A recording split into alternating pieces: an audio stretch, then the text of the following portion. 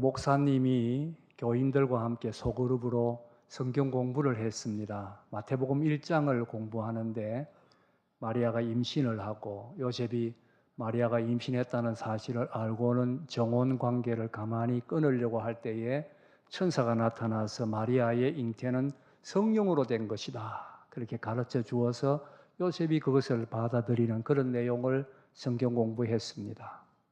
참석한 모든 분들이 다 믿음으로 받아들이는데 한 사람이 질문을 하는 겁니다.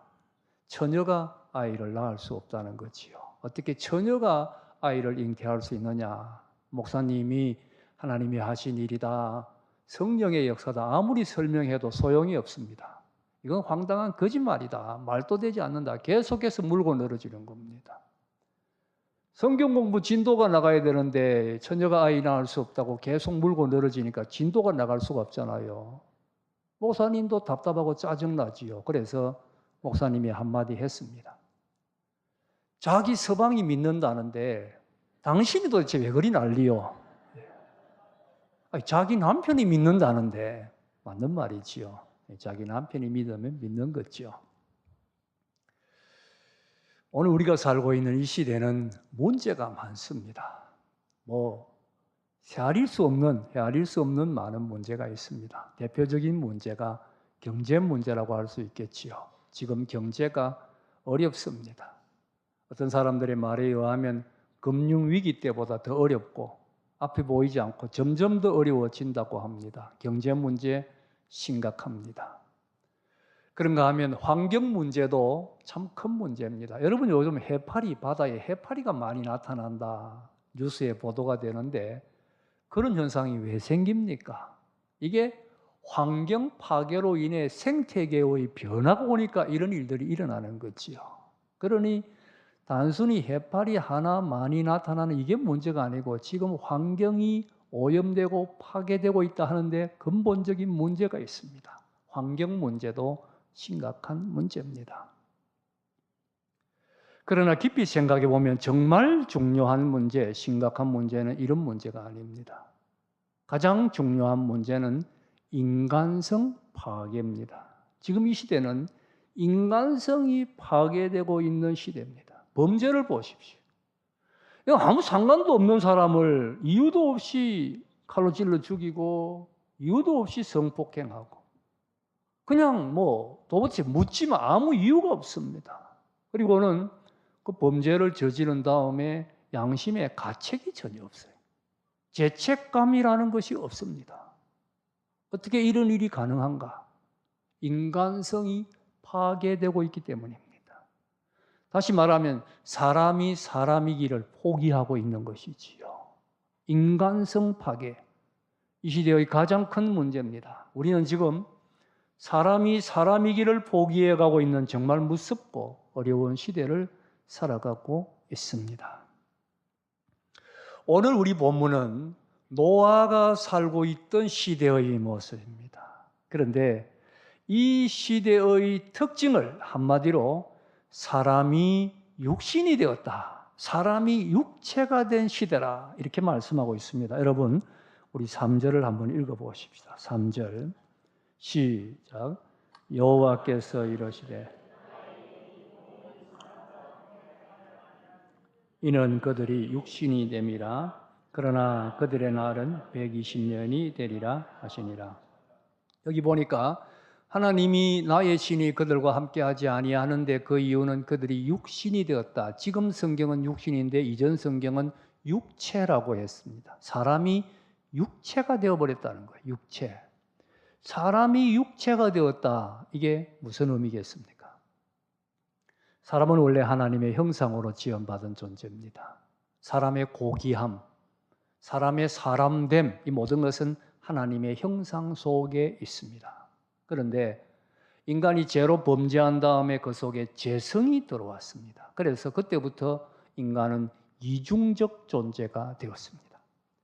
하나님의 형상으로 인해 의와 거룩을 추구하는 아름다운 성품이 그 속에 있는가 하면 죄성으로 인해 더러움과 죄를 추구하는 나쁜 성품도 함께 소유하게 되었습니다. 마태복음 16장을 보면 예수님께서 가이사랴 빌립보에서 제자들에게 너희가 나를 누구라 하느냐 물었을 때에 베드로가 주는 그리스도시요 살아계신 하나님의 아들이라고 고백하지요. 그때 예수님이 칭찬합니다. 너는 베드로다.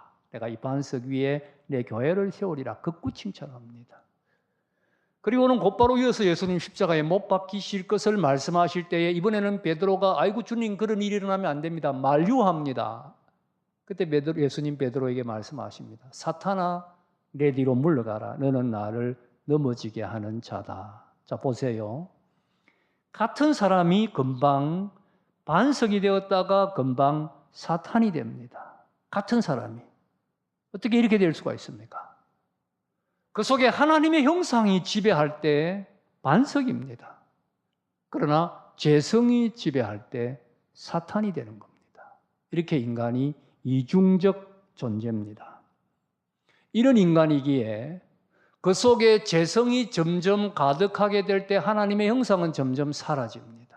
점점 사라져서 하나님의 형상이 다 사라져버리면 죄성만 남습니다. 그것이 육체입니다. 육체라는 것은 몸을 가리키는 것이 아닙니다.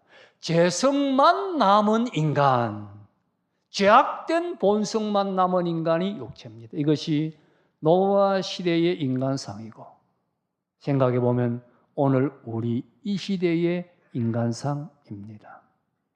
제가 아는 어떤 분이 미국에서 공부해서 박사학위를 받고 한국에 와서 대학교 전임 강사가 되었습니다. 요즘 대학교 전임 강사 되는 것이 얼마나 어렵습니까? 정말 잘 된 일이지요. 그러니까 학과장과 교수들이 한턱 내라. 당연히 한턱 내야 됩니다. 한턱 내겠습니다. 갔습니다. 1차는 식사하고 2차 당신들이 원하는 대로 가십시다. 오늘 밤은 내가 책임집니다. 해서 따라갔는데 소위 교수님들이 가는 곳이 룸살롱이더랍니다. 예수 믿는 분인데 자기 빠져나오면 분위기를 망치잖아요. 분위기를 맞추려고 앉아 있으니까 술이 한 잔 돌고 나니까 도무지 거기에 하는 짓거리를 보고 앉아 있을 수가 없더라는 겁니다. 그래서 오늘 경비를 내가 책임집니다 하고 먼저 나왔다는 이야기를 들었습니다. 여러분, 지금 우리 시대에 무슨 룸살롱이니 원조교제니 이게 보통 사람들이 그런 짓을 한다는 이야기가 아닙니다. 지도급 인사들입니다. 그래서 이 시대가 문제가 있는 거예요. 우리가 경제적으로 돈 벌기 위하여 땀을 많이 흘렸습니다. 얼마나 수고했습니까? 그런데 그 경제적 수고와 노력의 종착점, 그것이 육체의 쾌락입니다. 이 얼마나 허망한 이야기입니까? 여기 하나님의 형상이 어디 있습니까? 육체만 남은 거예요. 육체만 남아. 이것이 이 시대의 인간상입니다. 본문을 조금 더 깊이 생각해 보십시다. 노아 시대의 사람들이 육체가 된 이유가 뭡니까? 2절이 말씀합니다. 2절을 함께 읽겠습니다. 2절 시작. 하나님의 아들들이 사람의 좋아하는 모든 여자를 아내로 삼는지라. 하나님의 아들들이 사람의 딸들의 아름다움을 보고 자기들이 좋아하는 모든 여자를 아내로 삼았다 그랬는데 여기 하나님의 아들들은 천사를 가리키는 것이 아닙니다. 경건한 하나님 잘 섬기는 하나님의 사람들을 가리킵니다. 사람의 딸들은 죄 짓는 세상 사람들입니다. 안 믿는 사람들입니다. 그 사람들은 원래 죄 짓게 되어 있는 사람들입니다. 하나님의 아들들, 사람의 딸들, 구별되어야 되는 거죠. 구별이 되어야 되는 겁니다. 그런데 하나님의 아들들이 사람의 딸들의 아름다움을 보고 아내를 삼았다. 결혼했다. 결혼했다는 말은 문자 그대로 결혼했다는 뜻도 있지만은 섞여버렸다는 뜻이. 결혼이라는 것은 하나 되는 거 아닙니까? 같아져 버렸다. 혼합되어 버렸다는 뜻입니다. 사람의 딸들은 원래부터 죄짓는 존재입니다. 죄짓다가 하나님의 심판받게 되어 있습니다. 하나님의 아들들은 경건하게 살아야 합니다. 그런데 이 둘의 구별이 없어져 버렸어요. 하나님의 아들들이 사람의 딸들과 똑같이 되어버렸습니다. 그것은 사람의 딸들이 하나님의 사람을 닮았다는 이야기가 아니지요. 하나님의 아들들이 사람의 딸들을 닮아가서 똑같이 되어버렸다는 겁니다. 이것이 바로 문제요. 여기에 육체가 된 인간상이 있습니다. 왜 하나님의 아들들이 사람의 딸들을 아내로 삼았습니까? 여기 보니까 그 아름다움을 보고, 사람의 딸들의 아름다움을 보고, 중요한 말씀. 사람의 딸들에게는 매력이 있습니다. 세상의 제약 속에는 매력이 있습니다. 여러분은 사탄이 어떻게 생겼다고 생각합니까? 사탄을 그림으로 그린 것을 보면 한결같이 공통점이 있습니다. 뿔이 나고, 이가 튀어나오고, 사탄은 이빨이라 해야 되죠. 이빨이 튀어나오고, 눈썹이 쫙 찢어져 올라가고, 그 다음에 손톱이 독수리 손톱같이 그렇게 날카롭고, 피부는 새카맣고, 대부분 사탄을 그렇게 그립니다. 그러나 여러분, 사탄은 그렇게 생겼지 않습니다. 사탄이 그렇게 생겼다면 사탄한테 넘어갈 이유가 없지요. 사탄은 가장 아름다운 모습으로, 매력적인 모습으로, 사람의 딸들의 아름다움을 보고 매력적인 모습으로 다가옵니다. 여러분, 내 아내 아닌 여자에게, 내 남편 아닌 남자에게 묘한 감정을 불러일으키면서 사랑이라고 이렇게 속삭입니다. 얼마나 아름답고 매력적입니까? 그 배후에 사탄이 있습니다. 이것이 사람의 딸들의 아름다움입니다. 눈만 감으면 돈 벌게 해주겠다고 유혹합니다. 눈만 감으면 육체의 쾌락을 주겠다고 유혹합니다. 사람의 딸들의 아름다움입니다. 오늘 우리 주위를 보십시오. 이 세상에 사람의 딸들의 아름다움이 얼마나 많아. 온갖 쾌락, 사치, 방탕, 향락, 거짓, 이러한 것들이 우리를 유혹하고 있습니다. 그래서 믿는 사람들이 점점 그것을 따라가고 있습니다. 교회 나올 때는 다른데, 교회만 벗어나면 구별이 점점 없어져 가고 있는 겁니다. 사람의 딸들에 섞여가고 있는 것입니다. 그래서 이 시대가 문제고 이 시대가 위기인 것입니다. 그러면 이런 악한 시대에 우리는 어떻게 살아야 합니까? 노아가 본을 보여주었습니다. 노아가 어떻게 살았습니까? 우리 8절 9절을 함께 읽겠습니다. 8절 9절 시작. 그러나 노아는 여호와께 은혜를 입었더라. 이것이 노아의 족본이라. 노아는 의인이요 당대의 완전한 자라. 그는 하나님과 동행하였으며. 여기 보니까 이런 시대에 노아는 8절에 하나님께 은혜 입었다 그렇게 말했고, 9절에는 노아는 의인이요 당대의 완전한 자요 하나님과 동행했더라 그랬습니다. 이 말씀을 한마디 한마디 설명할 수 있지만, 그러나 자, 전체적인 배경 속에서 보십시다. 문맥 속에서 발견할 때 이 말씀은 결국 한마디로 무슨 말입니까? 모든 하나님의 딸들이 세상의 아름다움에 끌려서 자기들이 좋아하는 자로 아내로 삼을 때 노아는 그렇게 하지 아니했다는 겁니다. 노아는 세상에 섞이지 아니했다. 노아는 세상의 아름다운 매력에 끌려가지 아니했다. 노아는 세상에 동화되지 아니했다는 말씀. 여러분, 누가 의인입니까? 누가 완전한 사람입니까? 누가 하나님과 동행하는 사람입니까? 세상의 매력에 끌려가지 않는 사람입니다. 눈을 한 번만 감으면 돈 벌게 해주겠다고 할 때에 단호하게 그것을 물리치는 사람입니다. 육체의 쾌락으로 유혹할 때 결단하고 그것을 거절하는 사람입니다. 거짓이 난무하는 세상에 손해를 보지만은 진실하게 사는 그 사람이 의인이요 완전한 사람이요 하나님과 동행하는 사람입니다. 8절에 노아는 하나님께 은혜를 입었다는 말도 마찬가지입니다.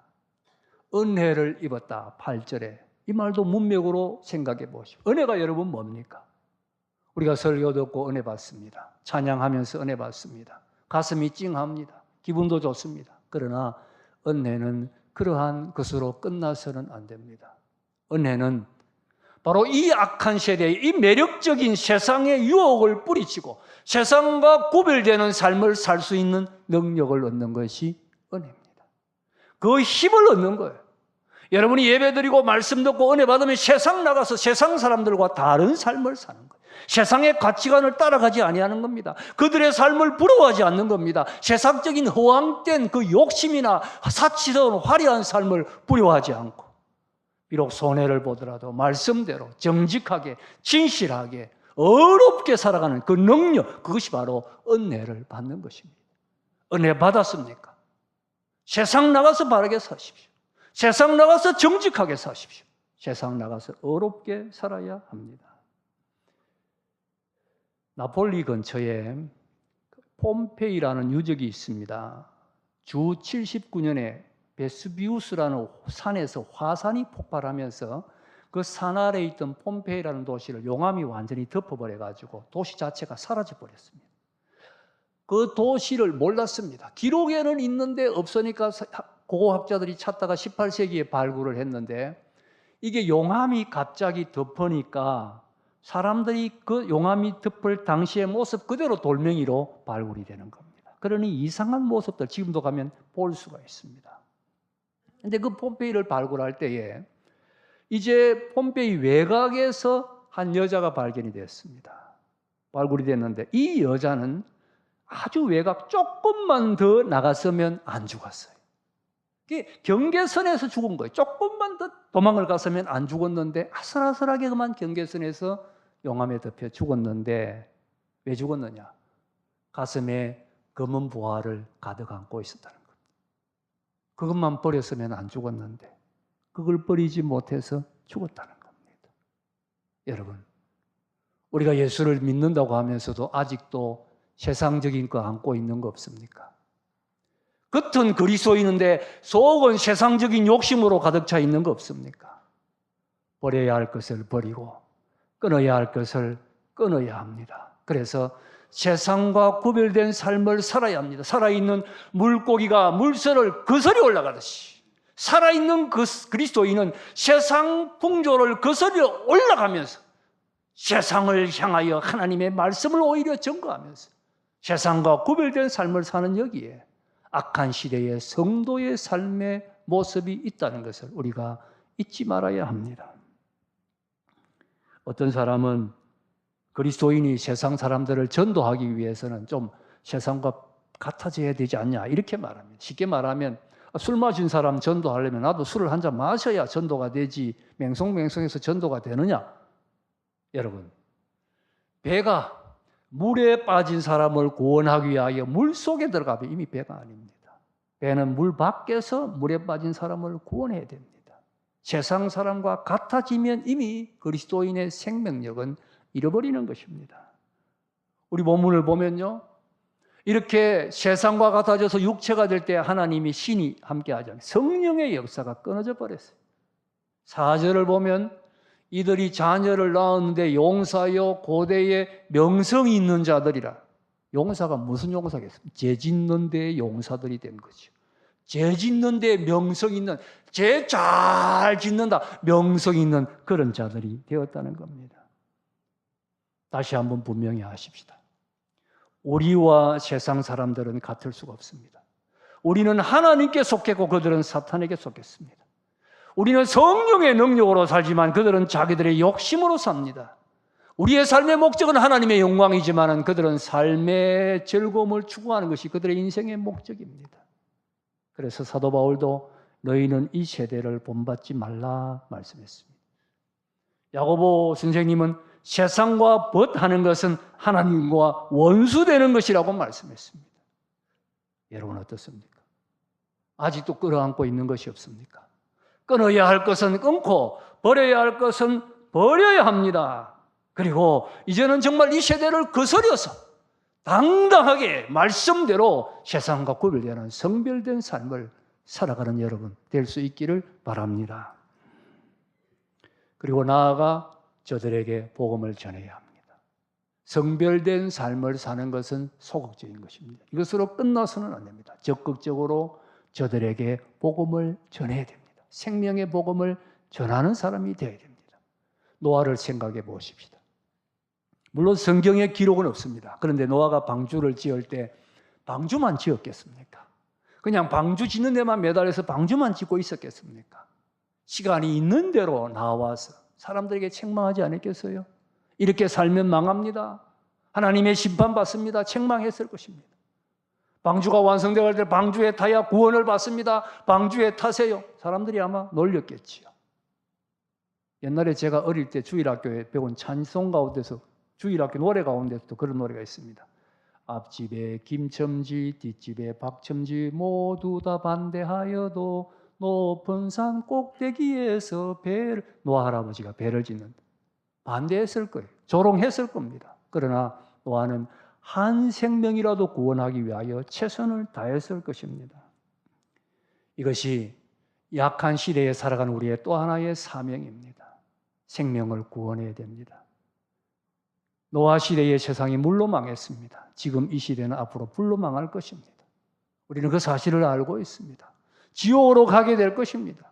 저들을 불쌍히 여기고 한 생명이라도 구원해야 합니다. 미국의 어느 유명한 목사님이, 아주 유명한 목사님인데 임종할 때가, 나이가 드셔서 임종할 때가 되셨습니다.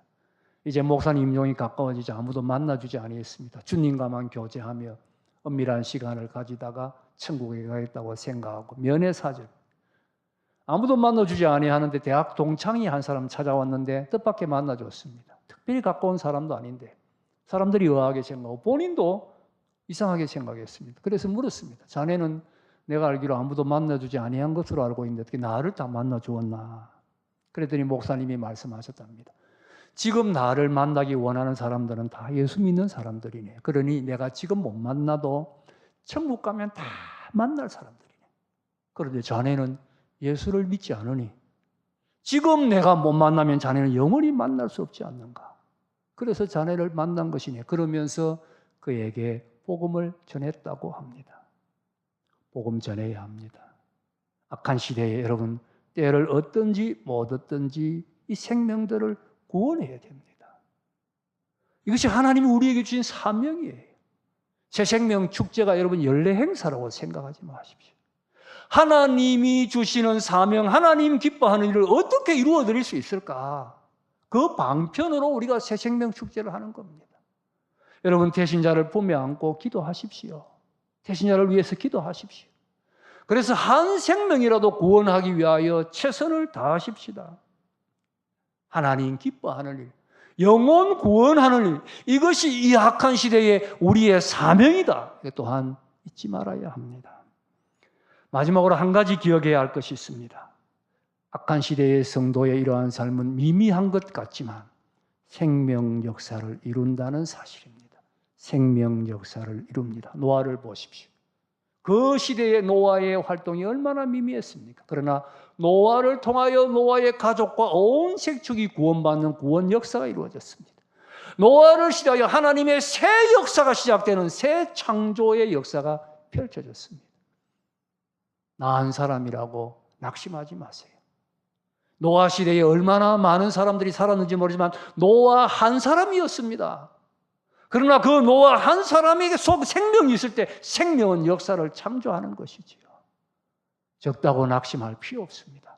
내가 성별되게 살고 내가 복음을 전할 때 나를 통하여 하나님의 새로운 생명 역사, 구원 역사가 이루어 갈 줄로 믿어야 합니다. 하나님의 생명 역사가 이루어 갈 줄로 믿고 생명 구원의 사명을 감당해야 합니다. 이제 세상이 악하다고 원망하기 전에 나를 돌아보십시다. 내가 경건하게 살았나? 나는 성별된 삶을 살고 있느냐? 내가 세상과 구별되는 성별된 삶을 살아야 합니다. 그리고 복음 전해야 합니다. 어떠하든지 한 생명이라도 구원해야 합니다.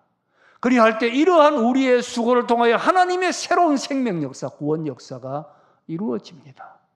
성별된 삶과 복음 전파를 통하여 하나님의 새로운 생명 역사를 이루어가는 여러분 다 되시기를 주님의 이름으로 축복합니다.